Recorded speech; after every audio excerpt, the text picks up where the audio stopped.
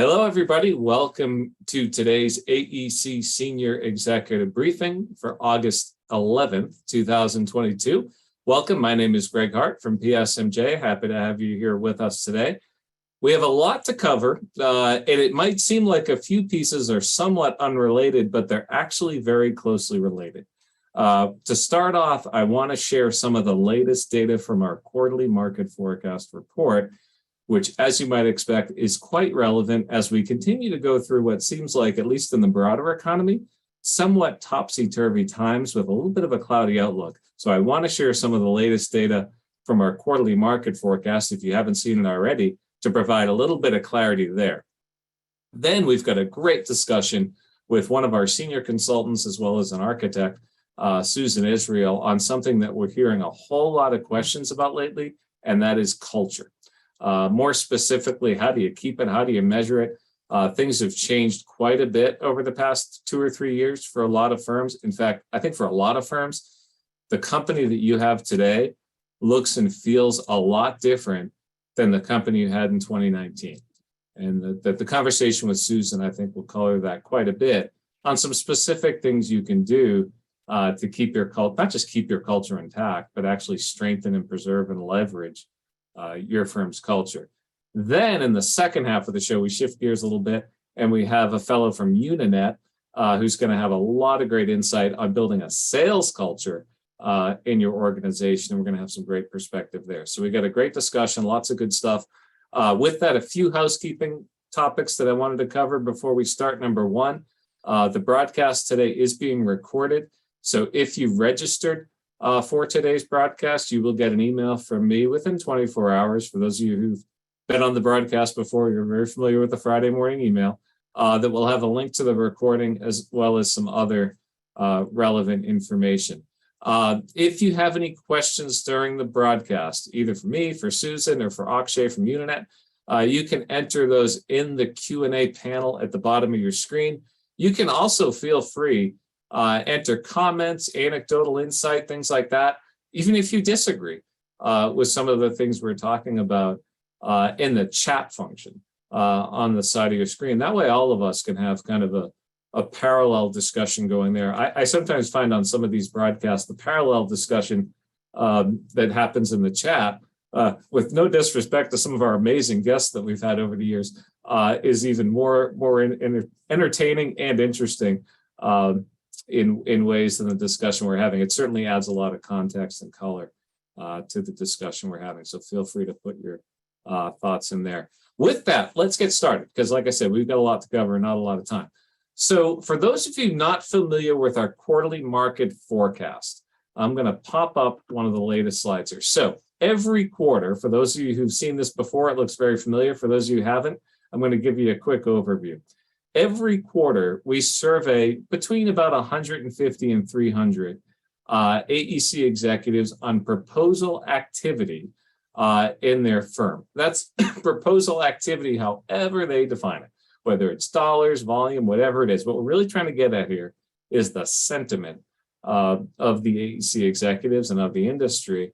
And more particularly, unlike some other surveys that are out there, proposal activity is probably, I'd say, is the most leading indicator that we've got, right? Because out of proposals comes revenue, comes backlog, and then comes cash flow.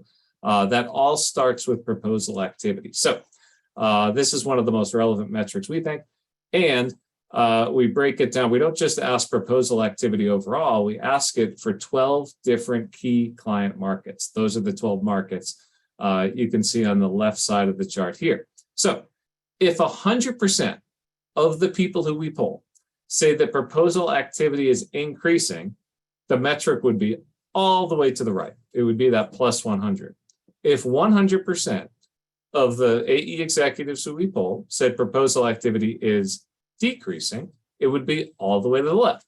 Of course, by extension of that, if it's 50-50, it would be right in the middle at 0. Get it? Got it? Good. All right. So looking at this, we have 2 data points. We have the dark blue data point, which was actually the quarterly market forecast. And this is data collected in July. It says Q2, but that's for the April, May, June period that we collect in July, okay? Dark blue is a year ago, bright red is today. Look at that for a second. So you can see at the top, housing was a little bit below 70, and now it looks like it's about 55. See any trends popping out on that slide? And look at those buckets that we have. So the top bucket is private sector on the right side, the middle bucket is mixed, and the bottom is public sector. There is a clear cooling that is happening in the private sector markets, much more stable in the mixed, and pretty stable, even growing a little bit in water, wastewater, and other government buildings. Now, one of the things you've probably heard before from our own Dave Burstein when he's talked about this, who I would argue is sort of one of the experts on the outlook for the architecture and engineering industry, and this is something we all agree with as consultants here at PSMJ, is anything over 20, anything over that plus 20 threshold is still considered a pretty healthy market. Okay, so most of those private sectors, with the exception of the commercial development market, are still in relatively healthy space, okay? But they're cooling. And they're cooling in some cases pretty fast. Now, if you look at some of the macroeconomic headlines out there, there's some mixed noise, right? I mean, look at inflation is stabilized, but still quite high. You have interest rates, which have a direct impact on the housing market there. You have some industry analysts saying, even as recently as today, that they think the housing market has reached the bottom, that they think, even if you look at home builder stocks, for example, that they'll start stabilizing, and potentially this is the time to get in on some of those equity markets. Time will tell. But the key thing to remember here is any good kind of sustainable and kind of long-term focused architecture or engineering firm needs to be very mindful of the risk exposure if you're heavily in one of these markets. It means either A, you've got to double down on business development, which is something you probably haven't had to do much of in the past 2 or 3 years, as some of those markets have just been arguably, in a lot of cases, unsustainably hot. Or you're potentially looking at more of a strategic plan play here to pivot and to go into some of these mixed or public sector markets. Whatever the case may be, business development is at the core of any of those strategies, anything you're thinking about doing. So that's why I thought the discussion with Akshay would be really relevant. And the discussion with Susan here, I think one of the things we were talking about before we came on the broadcast, we're almost kind of migrating here from hybrid 1.0 to hybrid 2.0. You know, there was this initial sort of everybody got thrust into this new business model, hybrid, in some cases fully remote. But now we're shifting into this kind of long-term play. And what are you doing? Like there are certainly plenty of AE firms that have gone back to 5 days a week in the office, but there are just as many, if not many, many more, who are hybrid or fully remote. And as a result, this cultural question keeps coming up. And especially in the hybrid 1.0 model, the two issues and two objections and two concerns that we've heard is how do we preserve our culture and how do we foster a culture, really, of professional and career development. You remember a few episodes ago, we were talking about, I think it was Goldman Sachs or JP Morgan or one of those CEOs, they said the biggest issue right now that companies face is their employees are in job mode, not in career mode. And a good culture keeps people focused on career mode, not just getting the work done. So anyway, with that, certainly on the business development front, evaluating backlog is critical right now. How much of it is at risk, especially if you're in some of those private sector markets. We'll continue to watch this. We'll see what the next quarterly market forecast looks like and see if that is true, what these analysts are saying, that the housing market is starting to stabilize and could potentially pick back up. Are we headed into a mild recession? We don't know. But the data is definitely showing a cooling in those markets. And I think if you've got your sort of blinders on or you're ignoring that, you're putting yourself and your firm at risk if those markets do underperform or sort of not just see a mild recession and actually a pretty significant contraction. Of course, there's no shortage of pundits out there who would predict a sort of complete economic collapse. And I think you might remember last month when we were talking, Frank Stasiowski, PSMJ founder and CEO, had commented on this almost psychological mindset of a recession, that if everybody keeps talking about a recession, we'll end up in one. And there's certainly that component of it too. So with that, I wanted to first bring on Susan Israel. Like I mentioned, Susan is a senior consultant with PSMJ. She advises clients on strategic planning, leadership development, and a whole bunch of other stuff. Before joining PSMJ, Susan founded 2 architecture practices and ran those for over 20 years, and founded the firm that she still runs today, Climate Creatives, which helps businesses make organizational change for climate adaptation, including sustainability and resiliency planning. Susan's developed leadership, innovation, cross-disciplinary collaboration programs, and past clients include not just AE firms, but organizations like Harvard Business School, Fidelity Investments, Blue Cross Blue Shield, and some bunch of other nonprofit and other organizations. Those are probably some names you might have heard of there. So Susan's got a lot of great perspective. Susan, thanks so much for joining me here today. Greg, thank you very much for having me. Yeah. So let's talk first a little bit about culture, because it's got this perception of being this squishy, touchy, feely thing that you can't measure. You know it when you see it, kind of thing. That I don't know. What are some of the misunderstandings that you see out there about defining what exactly a firm's culture is? Sure. Yeah. I mean, the first misunderstanding is the one you just said, which would be to sort of take that notion and then say, therefore, it doesn't matter. Because it's really foundational to the success of a firm. When again, you said you recognize it when you see it. And when your culture goes south, you see it and you see everything else go south. So it's really important. One of the misconceptions is that it has something to do with operations, that it might be defined by who your clients are, who your market is, how your operations are functioning, but it's really much more about the interactions of the humans in the organization, how they relate to each other, how they relate to the external world, how you project yourself in terms of your values. Do you respect each other? Is it of high importance that you respond to each other's emails and calls, and that you respond to your clients immediately? That's really, you can quantify that, but it's really part of the culture of how people treat each other. One of the other things is that a misconception is that culture is something which is handed down to the firm, maybe from management. And that would be a huge mistake too, because it's something which is very organic. It changes and it evolves all of the time. And so it really needs to be attended to, and it needs to be inclusive. It really needs to represent the entire firm. We have a changing of the guard, as everybody knows. One of the hot topics before hybrid even hit was this clash of the generations.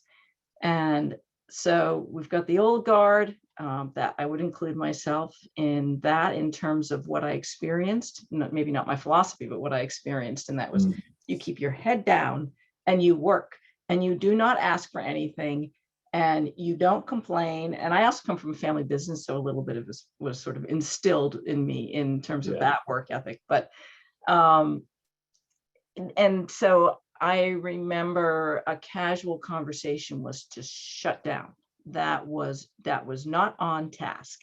And that's really where culture kind of gets transmitted and collaboration happens. And that casual conversation could sound like it's not work related, but it actually is. Yeah. Absolutely. What do you think about it? Almost seems, you're right, the generational collision is a big one. And that was even starting to manifest a little bit before COVID. But then we've got this huge transformation. Like I said, for a lot of firms, there are some firms that have stayed 100% in person, but firms that are embracing this hybrid or remote work environment, that introduces a whole new set of challenges, I would think, right? To defining and preserving a firm's culture. Absolutely. So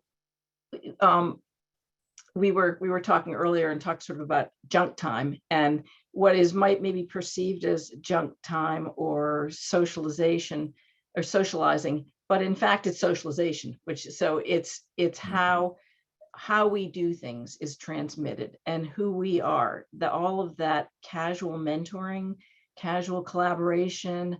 And we were talking about that with Akshay too, in terms of when people are there, there's a lot of information that just gets transmitted informally. And so a lot of that has gone away, and it's become so much more important to structure everything. And even when you structure it, you've got to really be mindful and thoughtful about it, because if somebody has a formal mentor and they have an issue and they might say, oh, I don't know, if they have to reach out and schedule a Zoom appointment or a phone call, they're going to say, oh, does this really rise to the level of asking about it? Whereas if they run into somebody in the hallway and they say, this came up and I'm just kind of wondering, they're a lot freer to ask those sort of small questions that can prevent a small problem from becoming a larger problem. And then the other thing, obviously, is training, how we do things around here. This is how we put together a drawing set, and this is how we do this. And you can do it on Zoom, but it's those little questions along the way that really keep somebody clicking along without pausing for too long. And then the other thing is the interpersonal relations. I mean, you just you just can't beat an in-person conversation. Things come up that would not come up on an agenda. And there's that relationship where you build trust and you build communications. And so do you think now there's, again, three buckets: fully in person, hybrid, fully remote? So for the firms, I don't think we have a ton of fully remote firms, but for those firms, what do they do to kind of preserve a culture, especially if they had been built, their legacy structures as an in-person firm? What are they doing to keep that culture intact and to do all that stuff, to have that interaction that wasn't structured? Yeah, it is. They really have to work very hard at it, and they have to really structure some. If they're really fully remote and always on Zoom, they actually have to structure some casual time, some unstructured time on Zoom, and it can be one-to-one. Let's actually talk about his coffee challenge, but that was interesting. But they can be one-on-one, or they could be small groups. There are some firms who are doing interest areas. And if they're in the same geographic area, you could still, now that COVID has receded pretty much, you can do things like softball leagues again and those kind of outdoor interactions. But there's some firms that are doing things which are more around personal interest groups. And then you can do training sessions. There can be for younger members of the firm who are going for their licensing, they could do study groups together. So it's not on task, and there's a need for that. There's also a real need for more communications and more personal communications. So it's not just kind of a list of what goes out, but there's something that's more engaging about it. So I'm hearing almost structured, unstructured time is kind of important to where that happened organically before. You've actually got to set aside time that isn't structured. Yeah, we'll let Akshay talk about his. This will be the hook for everybody to stand. Listen to Akshay explain his coffee challenge when he comes on at the bottom of the hour. But one of the comments or the questions that just came in, and this is a good point. One of the big changes in culture of the organization versus pre-COVID ties back to visibility. Now, the specific question is the change in visibility of project fees and performance, but it opens up a lot of different facets. You're right, because visibility in terms of individual performance, fee setting, things that maybe didn't warrant formal structure meetings, but these decisions that happen in real time. I think I saw a segment the other night on the news, or maybe it was on the radio, that in a given day, a human makes something like 30,000 decisions. And there's these little things like this, visibility on project fees. What do you think about that? Are there some things firms are doing to reintroduce visibility in their culture in a hybrid or remote environment? I would say more. I think in the beginning, in the pandemic, when we were really, really stuck at home, people had such Zoom fatigue. They just would not do one extra thing on Zoom. And I think that that's lightened up a little bit, really an opportunity again for these sort of informal meetings or have larger meetings or I hesitate to say more meetings, but I also think that retreats are super important, and getting people in on some kind of basis. If you can't do it with high frequency, so some firms who are not fully remote, but they're hybrid, then they have core days when people see each other. But you can also have monthly or quarterly or at least annual retreats where everybody has to get together and get to know each other. In terms of visibility, it is a little different when you're not in the office. It's hard to make yourself visible to everybody in the way that it used to be. So opportunities to go back again, go old school. Friday afternoon, we used to do design reviews. So we'd have a beer and a project would be pinned up and everybody would talk about it. You can do that online. And that's a chance for people to show up on a voluntary basis. They can decide to stay at their desk or they can decide to come to the design review. So smaller meetings are a chance for people to be visible. When you're on Zoom with a meeting with 25 people, 50 people, you're not going to be very visible. Yeah. Are there some other tools that firms can use to kind of measure their culture? And I think that is, as we said at the outset, one of the challenges here, that it's hard to measure and it's hard to get your arms around. Are there some tools out there that you see firms using to better assess this sort of thing? Yeah, some are writing their own, and some do their own sort of annual questionnaires and always have, but we use a couple of assessments. And I know we use Harrison assessments for evaluating individuals. And then there's Connective Leadership Institute is one that I really like to use because it can evaluate individuals, but it can also evaluate firm culture specifically. And so getting some of that polling data in as a foundation, and then you can start to work from there, is really helpful. But even casual assessments where somebody starts to talk. So all of our strategic planning retreats, we interview a certain number of people from the firm. I can tell you that little interview, we collect all this data, tons of data from the firms, but those interviews are so revealing. So even if you can't interview everybody in the firm, you can certainly get a sampling. Yeah, it's funny. This reminds me, long before COVID, in our mergers and acquisitions practice, what's one of the biggest challenges of M&A with architecture and engineering, and that is cultural integration. So we have a tool that we use there that, it's a discussion starting point. It's not a quantitative tool, or it's not a sort of go, no go, but in assessing the culture of two organizations, it's a questionnaire that each management team takes. And it has these hypothetical questions like, if your firm gets $50,000 from an unexpected windfall and something, what do you do with it? Distribute it to the shareholders, distribute it to the employees, invest in training, and, some hypothetical questions like that allow you to understand the culture, not so much of one organization, but of an organization relative to the other, because each management team of the buyer and the seller are completing that questionnaire. So, I think that's really relevant what you said about, some of these surveys and polls. There are ways to measure a firm's culture, because the next manifestation of that is using culture as a recruiting tool. I mean, time and time again, even though we've talked a lot on this show about compensation and, the need to keep raising salaries and to attract talent, time and time again, studies show compensation is like number 2 or 3 on the list of things that attract or keep a person at a firm. Recognition is one of them, and culture, certainly making, feeling that they're part of something bigger, is one as well. So talk a little bit about culture as a recruiting tool. What are some things you're seeing there that are kind of unique? Yeah, sure, absolutely.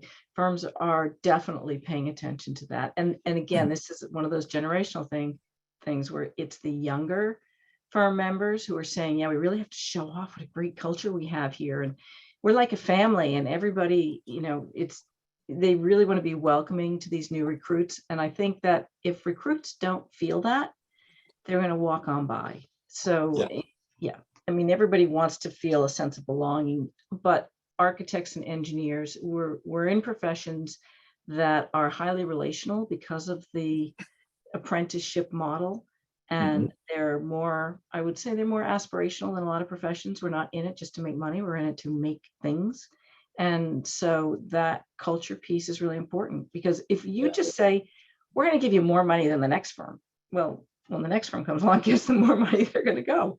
Yeah, it's funny. I hear that a lot in the context of strategic planning too, that it's not just about growing top line revenue. It's about the impact that the organization can have on the community. And that rings true with recruits as well. Oftentimes manifestations of let's double in size or things like that can have almost a negative connotation. It's really about creating a platform, creating a place where people can practice their art and have a bigger impact on the community for sure. An interesting comment that came in, which I'd love to hear from others if anybody wants to chime in on the chat, is some firms have moved to 6-month appraisals instead of presumably 1 year performance reviews to ensure they pick up on issues sooner. This gets back to the visibility comment. Things can manifest and lurk longer than they could in a fully in-person environment. Is that something you're seeing too, Susan? Sort of using some physical tool, almost forcing more of this non-project related, non-billable interaction to pick up on this stuff sooner. Absolutely. 6-month reviews, 3-month reviews. Mhm. There's a lot more conversation, a lot more check-ins. How are you doing? There's encouraging people to speak up sooner and not let things fester. And there's a feeling on the, management has this very uncomfortable feeling of, I can't see what's going on. It goes back to your Yeah. visibility. I can't kind of scan the studio and pick up on what's going on in the ether, and how are we going to get at that? How will we know? And especially with star performers, management is looking at them and thinking, they're saying, how can we keep that person? We know that that's somebody we want. You don't have that daily contact to kind of suss out how happy they are. Yeah. So yeah. Yeah, that makes sense. And, it's funny, the old saw of management by, there always was management by asking questions, and kind of the Harvard Business Review MBAQ, that was an actual management philosophy. A manifestation of that was management by walking around, which is just what you said, that, you can get a feel for the heartbeat and the health of the organization just by walking around and talking to staff. And you're right, it's hybrid 1.0 was, oh my God, this is very temporary. This doesn't work. This is very uncomfortable. Hybrid 2.0, which is sort of where we're now, where this isn't just an interim measure until COVID's over. I mean, this is sort of the long-term operating models, and management by walking around can still happen in some ways. It's just a lot different. And in some ways, it's very mechanical, like appraisals every 3 to 6 months, and scheduling, these things, like you said, the design discussions and such. But there's ways to interact and preserve a culture and define a culture, it sounds like, by implementing some of this stuff. Good. Well, with that, I feel like this is a perfect segue into our conversation with Akshay here, because I feel like this is where we can talk about the coffee challenge. So Akshay Mahajan is general manager of the AEC business unit at Uninet, a company that I'm sure many of you are familiar with, many of you are probably customers. Uninet provides market-leading ERP, formerly known as Clearview. Clearview was their acquisition for the ERP, and CRM, which was GoCentral, which is where Akshay came from. Many of you are familiar with GoCentral. They used to be very active in our Thrive conference over the years. They're a part of Uninet now too. For AEC firms, 2,000 AEC firms in the US use Uninet's products to drive growth. Akshay in particular, as business unit leader, works with AEC firms to learn about their challenges that are hindering growth and finding ways to solve their problems using technology, which is really important these days. Before taking on the role of GM, he was the head of product for GoCentral, like I said, acquired by Uninet. He spent in enterprise software in the space for 23 years and worked for companies like Quark and EMS Software as a product leader driving innovation. One of the things I love about Akshay is similar to what I love about PSMJ, is we can see a lot of what's going on in a lot of different companies, big firms, small firms, architecture firms, engineering firms, in all different facets of the industry. So we almost become a little bit of a conduit of the best practices that firms are using. So I think, it's certainly the technology side is more relevant than it's ever been. for architecture and engineering firms. Anyway, Akshay, sorry, I'm going to ramble on here about how great you are. Thanks for joining us today. Thank you for having me.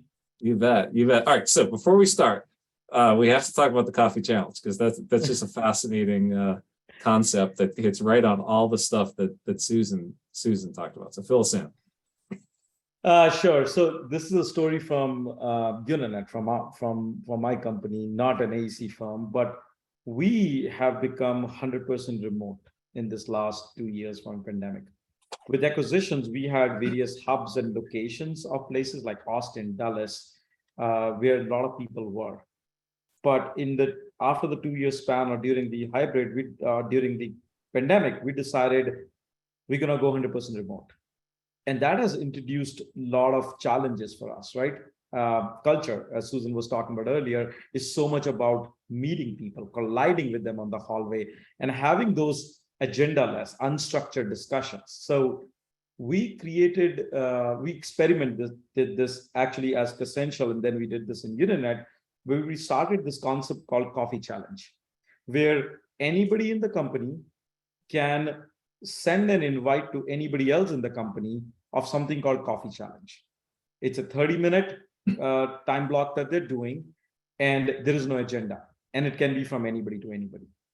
In order to encourage people to do that, we kind of made it as a game. We created a bingo card, and that bingo card actually had departments and various divisions, kind of a combination of that. So in our case, Clearview product development, Essential sales, these were all the individual check boxes on that thing. So you as a person has to now check as many boxes in that box of the coffee challenges that you're doing. And at the end of the month, you submitted that.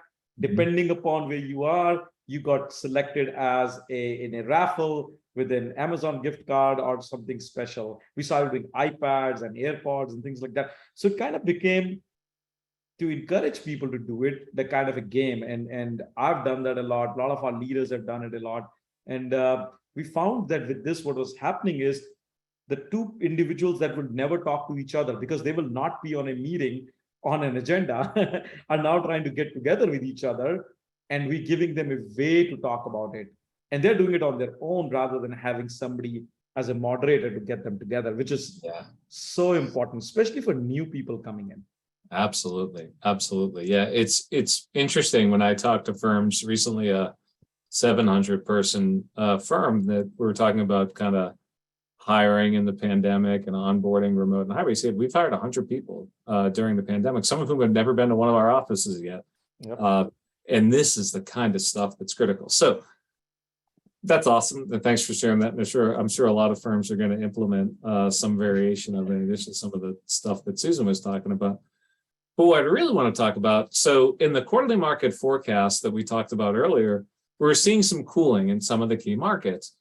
And like I said, for a lot of firms, business development has just not been a top 5 critical path issue for their firms, certainly the past 12 or 24 months.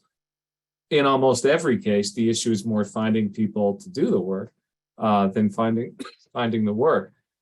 That's starting to shift a little bit. And like we said, look, is this the bottom? Is the market going to be super hot? Obviously, we have some tailwinds from things like the Infrastructure Act and that sort of stuff. But the reality is business development is starting to rise up a little bit on the priority list. And we talked about general culture with Susan, but I want to talk specifically with you about sales culture, because that seems like something that needs to be refreshed a little bit for some firms that are looking for ways to kind of bring that back into the fold. So how has a selling culture kind of evolved in the past couple of years of obviously significant change for a lot of firms that you've been working with? No, thank you. Thanks for that question. You said earlier, the best part of my job is that I get to talk to 2,000 plus of our customers who are all AEC firms. And it's so interesting to hear the various aspects of differences and similarities between them. I love to be in these meetings where they're talking about their strategy, thinking about that. I had an opportunity to be in one of our customers' annual leadership meeting for 2 days. I was sitting and listening, and it was the best time ever, just trying to understand that. And one of the things that they talked about, and many others have talked about, to your point about how the selling culture has evolved in the last 2 years or last couple of years, I think pandemic introduced a very interesting angle in terms of the selling culture. Just the mechanics of selling and proposal generation. When we were all together in an office, we had the luxury of printing out things. We had the luxury of having those printouts on our desk and looking at the proposals like that. So circling that off and saying, this doesn't look good. Why don't you change that? 5 people sitting in a conference room, working late in the night, getting the proposal out of the way while they're doing all of these kind of things. So we had kind of done that for half a decade or more of working like that, right? Now comes pandemic, everybody's off the office. And one of the things people talked about is, oh my God, that was like offsetting for us. Like, where are we going to get those things done? And we as human beings are really good at it, adapting and evolving. And that's exactly what happened. And people, initial part of the pandemic, the first thing that they did, they started being more digital about it. Rather than everything being printed, the proposals and things like that, they started doing these kind of reviews internally on with people together. And they had to create digital version of the things. They had to create processes on how I'm going to do a digital review of the thing, how I'm going to have a single source of truth for where all my past experiences are. Because I can't go to a project manager and just start talking to them and say, tell me about this project anymore. I need to have a way where I can record that. So people went from this whole aspect of working hand to hand in the combat with people to being more digital about it. So that's the first thing that the selling process and the selling culture did. You also saw that with your clients, right? As the interview process has changed. Interviews typically were always in-person activities that you did. During pandemic, they became virtual. Well, first of all, they stopped because people didn't know what to do. And then when they realized this is not a short-term thing, they started saying, okay, we got to do virtual. And that started happening. And now as we're coming out of it in some ways, right? People can debate plus or minus or not, but there is definitely a trend of coming out of that. Now it's hybrid.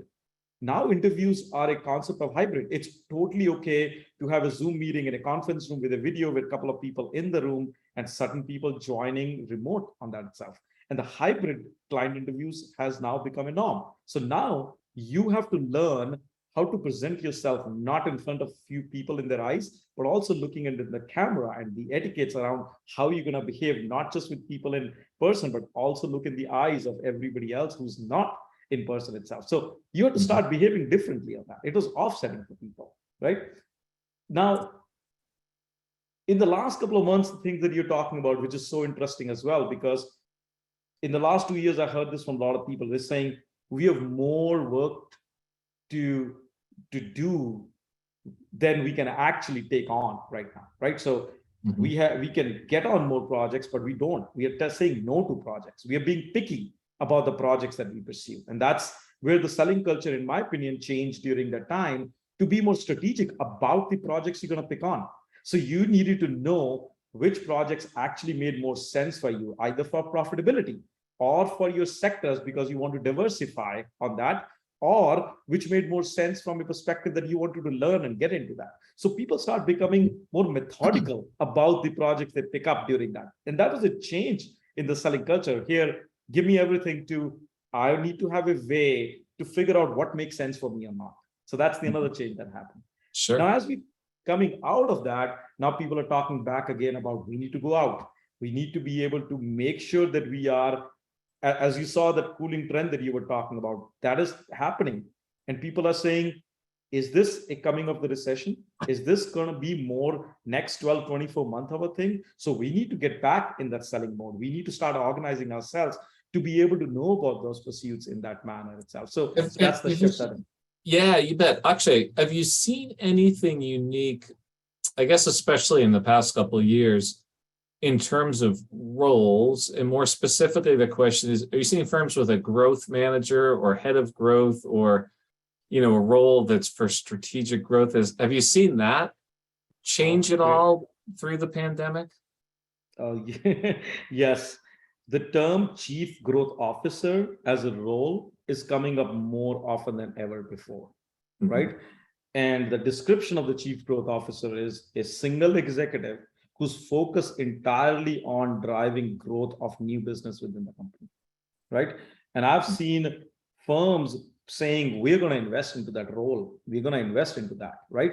And there are other people who are talking about it as well. So it's a mixture of that aspect of itself. And I think it is coming from two reasons. One, the change of guard is making that happen.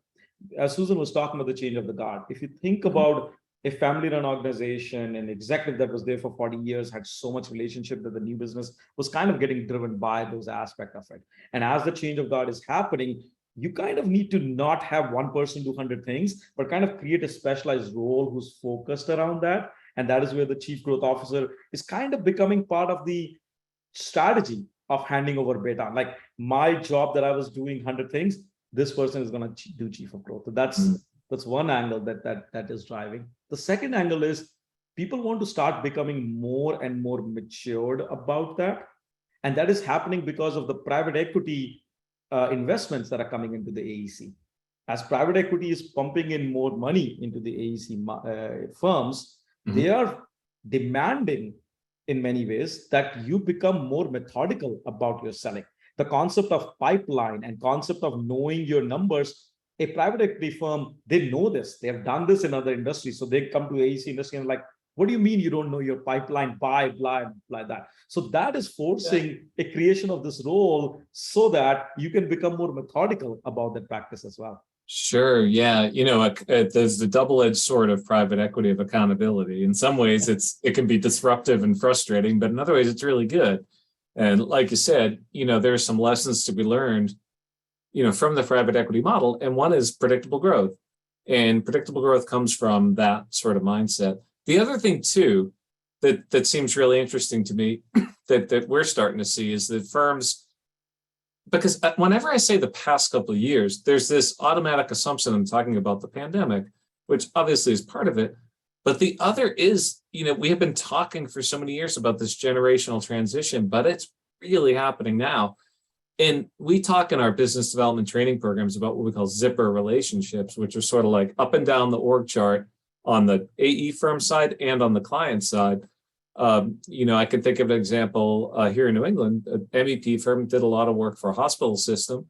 And what happens is just as the chief rainmaker on the AE side is aging and getting close to retirement, so is the chief decision maker on the hospital side. That relationship breaks, that's it. There's no more relationship. So are you seeing some of that you brought to mind when you talked about kind of private equity and more of a methodical approach to business development? Is that a piece of the chief growth officer to ensure these are kind of zippered up relationships? Absolutely. I was speaking with a firm, and it's such an interesting angle to it. AEC as an industry has been blessed with the perspective that you didn't have to be selling in a methodical manner for a long time, right? The business came, the business happened, right? And in many ways, it was good, but it is reaching a point where a lot of those things are changing and you can't do that. A great sales guy told me selling is an art and a science. And I think what has happened is that on the AEC side, we have relied on the art a lot and less on the science, less on the data aspect of it. So what I'm seeing and noticing that is happening is people are trying to correct that with this generational change and saying, instead of just the relationship and the art aspect of the selling, we are going to get the science aspect of the selling in place as well. And a chief growth officer coming in is going to be instrumental in creating that culture of science within the company, which is making sure that everybody understands there are set KPIs that you need to measure for that aspect of it. You just can't say sales is just going to happen. You have to those KPIs in place, and these chief growth officers are accountable for those KPIs. In that aspect. And the other thing too, it's not just the science, it also is a great kind of foray into technology and using technology as a better tool for business development. Maybe talk a little bit about that. Like what are some things, and obviously not just the way they're using Uninet, but just in general, like what are some ways that companies are using technology now, especially in this digital environment, to kind of build that sales culture up and down the org chart? Really interesting point. As you think about this, right? As you think about the methodical nature of it, as you think about the zipper relationship parts that you talk about. You talked about predictable growth and the scaling part aspect of it, right? Predictable growth is all about scale as well. As I grow, I need to be able to service that revenue in that manner itself. And as you put all of these things together, technology brings in an ability to create single source of truth of things. So you're not wasting time just going through spreadsheets and figure out, did I even enter that opportunity in the spreadsheet? Are we really pursuing this? Questions like, did somebody in the Ohio office actually meet that client 3 months ago? Or was that just something that I heard somewhere? Like, these are the kind of questions that we don't know how to answer very well in that unmethodical manner, but technology can help do all of those things. So example being pipeline, right? Have a single source of truth that when you run your Monday meetings, you're not going through a spreadsheet that is held on your desktop, but that is a tool that you can say, here are the opportunities. Here is the P-win for each of these opportunities. Here are the stages. Here is the dollar values that are there. And you're going through it and you're bringing everybody else together to do that. I've noticed in some of those meetings, most of the time, what people are doing, they're questioning if that number is right or not. They're not talking about the strategy to win that work. They're spending 80% of the time. Oh no, you got that wrong. That is so outdated. That was done a month ago. We have gone so past, or that opportunity is already gone. We have already won that. Like, you're spending so much of your time just kind of putting it all together. Technology can make that happen by the single source of truth as an example of that, right? Yeah, you bet. That also seems like it brings you into this idea that, there's always that old school model of sales that it's sort of, I went to school to be an engineer and architect, and I don't want to be a salesperson. But the reality is that, it's actually a comment that Frank has mentioned over the years, that the people who bring in the most work often wield the most power, not the people who own the most equity. It's the ones who are bringing in the most work who wield the most power in the firm. But it's also, it seems like a good sales culture. And again, when you start introducing the science, the technology, that this is not, having to do all the old school things to win new work, can be used as a recruiting tool too, right? I mean, you can show that's an actually career growth opportunity in the firm. Are you seeing that out there? I am. There was a company that I was talking to 9 months ago, and they exactly made a comment. They said, we tell our project managers that if you want to transition from a project manager to a project executive or a division leader or a regional leader, the difference between you and any other project manager is going to be your ability to sell. So if you're good at selling, your ability to rise up in the organization becomes easy. And that, as a culture that they are embodying, makes it selling not a negative connotation, but selling has a positive connotation towards growth itself. And it creates a recruiting angle and a retention angle for people, because now I'm growing. I'm also using that as a way to help bring growth into that company. Because at end of the day, as an executive, like, Susan said this before in there, you're always selling.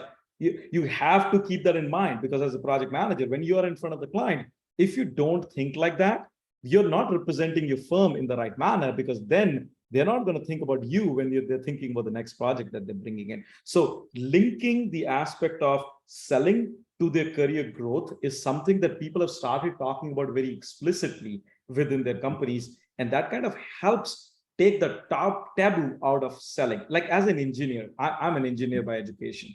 I love numbers, and that's a thing that you love towards. Engineers don't like the aspect of selling. Like, it's a known thing, right?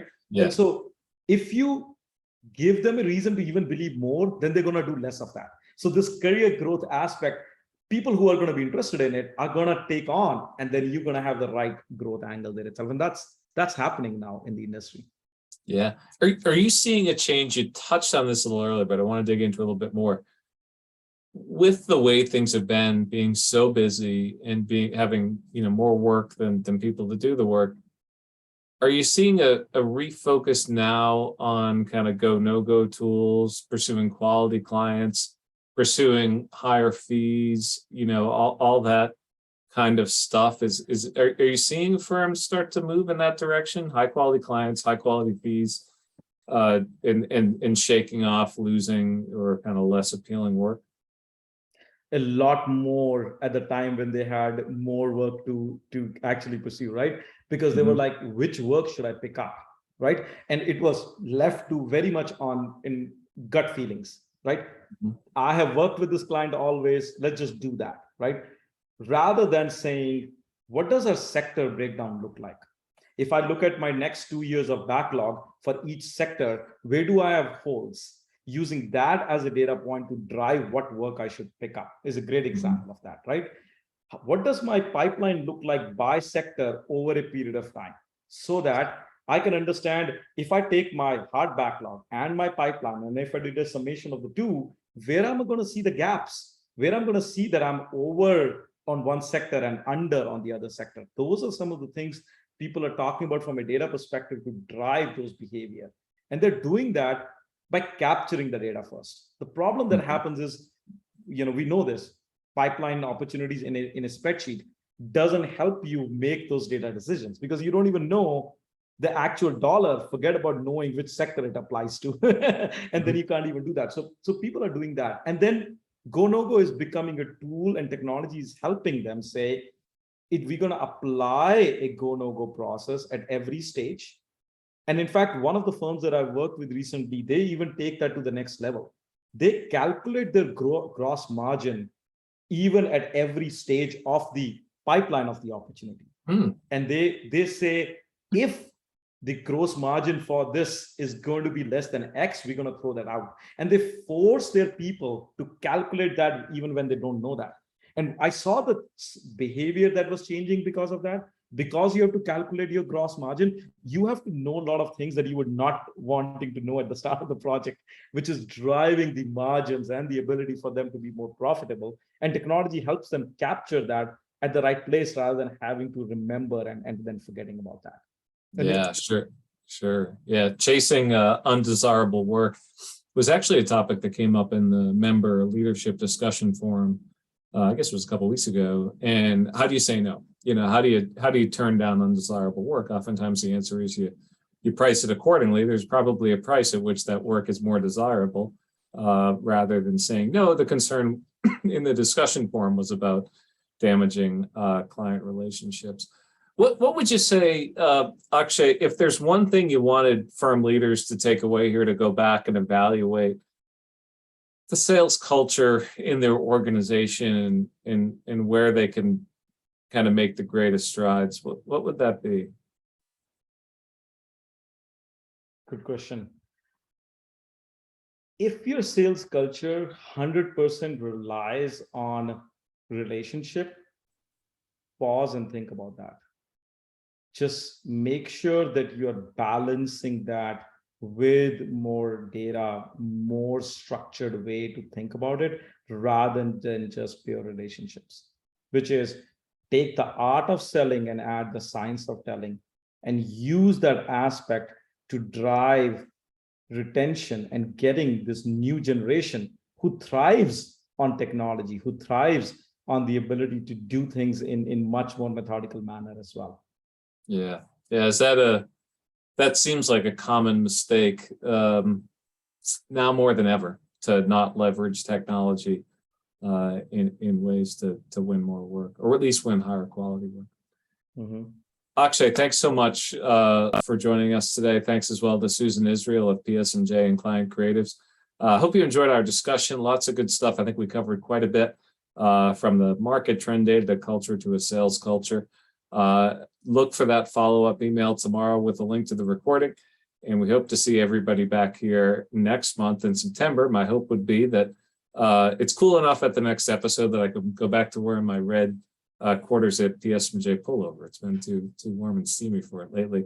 Susan, anything else you wanted to say before we wrap up here?